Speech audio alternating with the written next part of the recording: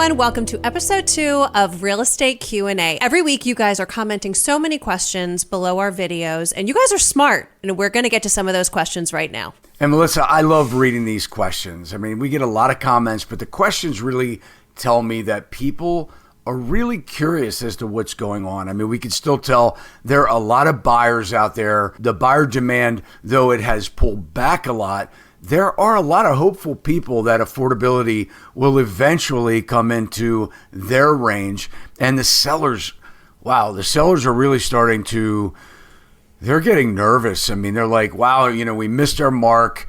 I was speaking with somebody today who's in Georgia, and, they're like, it's a little daunting, selling your house nowadays when the hype is gone. I mean, it's like, we used to have these open houses and people were standing in line at the door.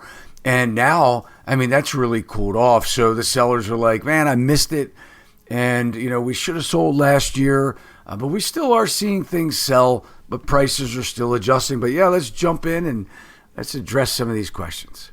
We're going to just start right off at the top. I know, Todd, you mentioned we have a lot of conversation about buyers and sellers, but we did have a question come in about our industry specifically. This viewer asked, you all talk about the effects on the buyer, but what is this economy going to do to real estate agents, realtors, and mortgage brokers? How many jobs will be lost in your industry? I think in 2021, we hit an all-time record of, I think it was almost 1.6 million real estate agents in the United States. And at that time, it was more agents than available housing inventory.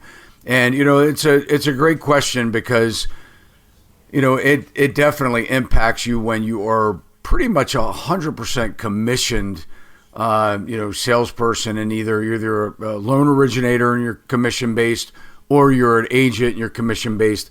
But also we're seeing title companies, the ones that actually do the closings, we're seeing them lay off. And we're seeing offices shut down. Melissa, and I both know somebody, personally that was laid off, a very good producer in the title business. But, when you're commission-based, it doesn't really cost the company anything when there's no sales. I mean, yeah, they're not making the money, but it's not like the dead expense of every week needing to create salary like you do in some of these real estate related industries, like I said, with title. So when we see, title companies and loan companies and mortgage companies starting to get rid of underwriters, things like that, it's pretty scary. But real estate agents are struggling. They're not doing the sales, most of them. I mean, you still have your top producers that, maybe they did 20 million last year. Maybe they're on track to do 10 million this year. Still pretty decent, salary or annual income, depending on their cost. But when we're looking at agents that, we're doing 3.5, 4 million, 5 million, barely struggling anyway in sales, just kind of hoping to ramp up their business. Now, all of a sudden, they're getting jobs. And back in 2008, I remember I had a team at a different brokerage company. It was way before Sachs Realty. But, I had a team, and every one of my team members, my agents, got jobs. They were full-time. They ended up getting jobs. And the thing to ask when you said, hey, what do you do for a living? And somebody says, I'm a real estate agent. They said, okay, what else do you do? Because chances are you weren't making it. So it's kind of like a lull. It's right in the period right now where we don't have inventory. Sales are down. Buyer demand's cooled off. Sellers aren't pulling the trigger because they're waiting to see what happens if interest rates go down, which I don't think they will. Prices may be able to get back and rebound and start a lot of competition again. But I think the big play here is there's a transition period happening. The smart agents right now are calling banks, trying to align themselves with foreclosure sales, calling foreclosure attorneys, trying to make connections, anticipating that this downturn will eventually get to a big foreclosure market, and these agents that will poise themselves to handle those types of transactions will probably play out way better, and as well as the investor crowd. So, when home prices start to dip down, we start to see investors come out of the woodwork. And even if you're not working for the bank as a listing agent, if it's a foreclosure, you're still looking at way better prices that brings the flippers, the rehabbers back into the market hot and heavy, are the ones with the cash. So a smart agent right now is going to be aligning with these types of wholesale, either listers or buyers. And, the other ones, it's going to be a rough road ahead. I don't think we're going to see sales like we have for quite some time. If I were to guess, we may be looking at another decade before we see things as hot as they've been. And these are people, I think Yahoo published in their business, section back in January. I think it was like 31% of the agents. I don't know how they came up with this information, but 31% of the agents in December, real estate agents, couldn't pay their rent. When it turned off pretty hot or pretty fast. And Melissa, as well as I do, a lot of these agents, this is a part-time job for them or second career. So these agents will be thanking God that they didn't quit their job right about now. But it still doesn't help the public so much when you're dealing with part-time agents. Mm-hmm. And let's continue that conversation about people losing their jobs. We had another viewer comment in and ask this question. Can you talk about what areas in the country are experiencing the higher layoffs or unemployment areas and what that is doing to the housing market in that area? Well, look, we know California's had a big hit with, with layoffs. A lot of the tech industry has laid off a bunch of people. But what do layoffs mean for homeowners of the housing market? It's quite obvious. A lot of borrowers, especially over the last couple of years, that have overpaid for houses. Yeah, they got great interest rates. But the issue is they qualified in a lot of cases with two salaries. And this is the problem because they spent their money, they spent their cash, they've made repairs to their houses. Now what happens is if they have one person lose their job, and income, they would no longer qualify for that mortgage. And that's going to put them in, could put them in some real tough times. But, the biggest question, Melissa, is, what industries are going to take a hit as we're moving forward? We can obviously talk about what it does when somebody loses their job. If they don't have the money savings, account 6 months or so to pay their bills, to reestablish, get set up with a new job, change careers, whatever, they could fall behind in their mortgage quite quickly. After they fall behind, it seems like it's really difficult to get caught back up in most cases, especially if they get 2 or 3 months behind. But I think CNBC published an article that basically said that what we really should be doing is paying attention to the markets, the job markets that are the highest risk right now. And information services is one of them. That includes a lot of the, software engineer business, the tech, business, as well as recruiters, things like that, because people have backed off of hiring. A lot of companies have, kind of tightened their belt. Transportation and warehousing industries could get really hit hard. Think about how many jobs that created throughout the pandemic when people were, needing to have groceries delivered or all their goods or consumer goods delivered to their homes. It created a lot of jobs, a lot of delivery jobs, and a lot of warehouse jobs, warehouse workers. And I think that is going to be risky right now, as well as the construction industry. I'm already seeing it here locally where our subcontractors are starting to reach out to me looking for work. A lot of people that worked for me in the past are saying, hey, do you have anything coming up? Do you have any projects? Starting to see where vendors, suppliers are calling out and saying, hey, what can we do to earn more of your business? Are you buying products elsewhere? Just talk to a paint supplier, Sherwin-Williams, and, was saying, hey, look, your account is here. Where are you buying your paint? What can we do to get more of your business? Again, these are calls that we haven't seen in years, right? Because these businesses have been so busy So I think the big thing right now is, construction is slowing down. People are saving their money. They're not doing their home projects like they were. If the contractors are telling you they're not seeing it, it's probably because of a backlog. But I will be curious to see what the next 6 months bring as things are tightening, as the recession is coming on. And, some say they changed the whole definition of a recession. But what does it do to the housing market? It puts a struggling demand on people that can't afford their payments. Again, this is what we've been preaching.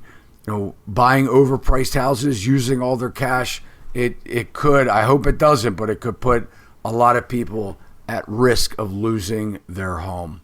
Many news outlets and industry professionals have the comparison between the crash of 2008 and exactly what is going on with our market right now. We are constantly being told of the similarities and the differences. We had a viewer who asked a question. What is your opinion on some analysis that says the subprime mortgage crisis wasn't the crux of the 2008 crash, but that of over-leveraged investment flip homes?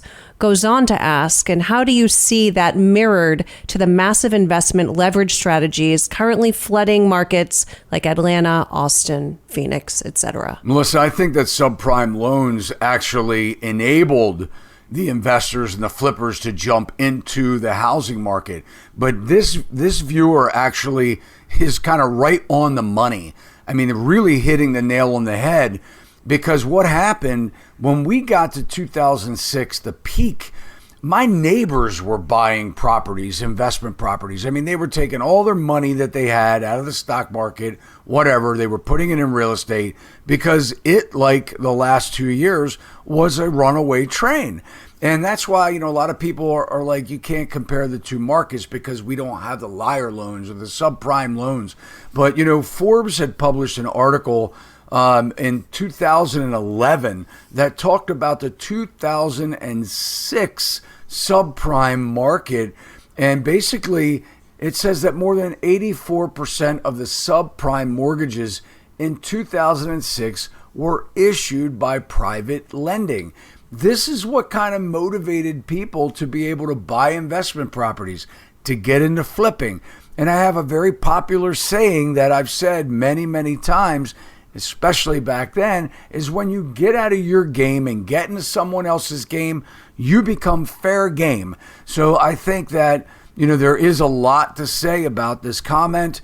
I think the investment world, again, really was fueled back then, buying houses, getting into flipping. When the whole thing came tumbling down, we know the, administration back then bundled up all of these foreclosed loans and these portfolios and sold them to Wall Street investment firms, and they became landlords. And then that just took one thing and fueled it right into another. But I had never, out of being in the housing industry since 1989, I had never seen anything like, the last two markets with the amount of people getting into investing in real estate.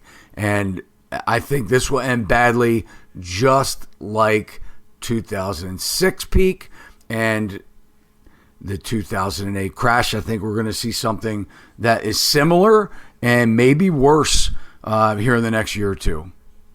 So we do get questions that are personal, and they want to know, Todd, your thoughts on what they should do based on your experience. So we had a viewer ask, we are wanting to build.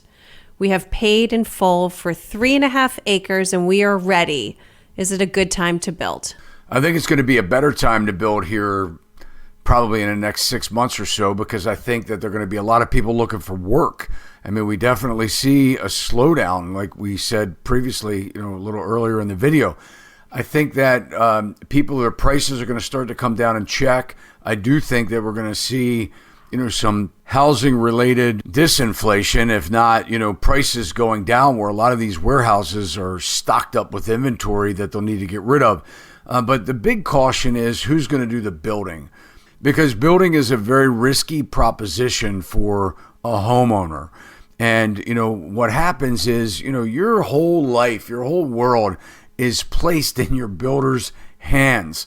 So you want to make sure that your builder has built houses before, has a good reputation.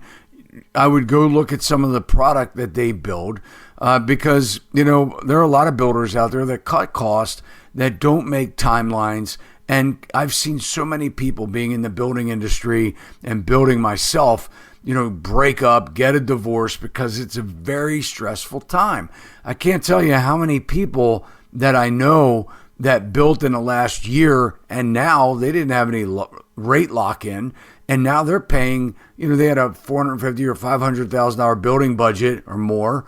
And now they're paying, almost double the interest rates that they were getting a year ago. And that put a lot of stress on them to begin with. But then coupled with time delays, where are you living now? You need to consider that, because if you're going to go into a short-term rental, while this home is being built, there's a lot of different factors. But, I think that the time to build a home, if you already own your lot, is coming up here soon. Start talking with builders, start gathering costs together, and think about the budgets for the finishings, because this is where people blow their budget. I'll give you an example. If you give you're looking at your building contract and they say you're going to put in 3.5 baths and a kitchen, right? You have a plumbing fixture kind of budget, right? X amount of dollars. And that includes your sink, your faucets, your whatever devices, your shower heads. And the problem is that you try and put these budgets together, or a builder will give you line items or budgets to work within, and then you go to Lowe's or Home Depot and you have a budget of $129 for your kitchen faucet, but you like the $400 faucet. So you think to yourself, well, I'd like the nicer faucet. Let's spend the extra $300. And before you know it, you're tens of thousands of dollars over budget on your house. And that stresses people out most of all. So when you build a house, the very first thing that happens, no matter where you are, whether you're building basement or slab on grade, that work goes quick. The house gets dried in, which means it's weather tight very, very fast. And you're like, wow, this is great. Things are rolling right along. And then you realize it slows down drastically, right? Because now you have to get all your trades in. And, following that stuff, ask a lot of questions, be really concerned about the ventilation in the house, the heating and air system, because that's another big mistake where builders kind of go cheap on, and you pay for it later with, the second floor that's 10 or 15 degrees hotter than the first floor. It's not zoned properly. The returns aren't proper, things like that. So there's a lot that goes into building a house, a lot of due diligence that you need to do. Be glad to help you. Reach out. If you guys have questions about building a new house, I've built them, and we'll try and point you in the right direction. All good info, and we're happy to help. And there you have it, guys. Those are some of the questions that came in from you guys this week. As always, please keep those questions and comments coming. We love reading them and responding. Yeah, and guys, we get a lot of questions, so we try and pick the ones that we think would be the most relevant for a broader audience. But guys, we'll answer your specific questions too. You can always send us in an email. We're happy to help. And if you're looking for an agent and you're not in Maryland, we have an amazing broker network all over the country. We'd be happy to point you in the right direction with someone that we trust. All right, guys, thanks so much for watching. If you liked the video, you can hit the thumbs up. It'll let Melissa and I know that you did. Don't forget, keep those questions coming. And if you haven't subscribed, what are you waiting for? You can do it now. Hit the alert bell. You'll know every time we upload content just like this. See you next time. See you next time. Sachs Realty, Maryland broker number 607720, office number 443-318-4514, equal housing opportunity.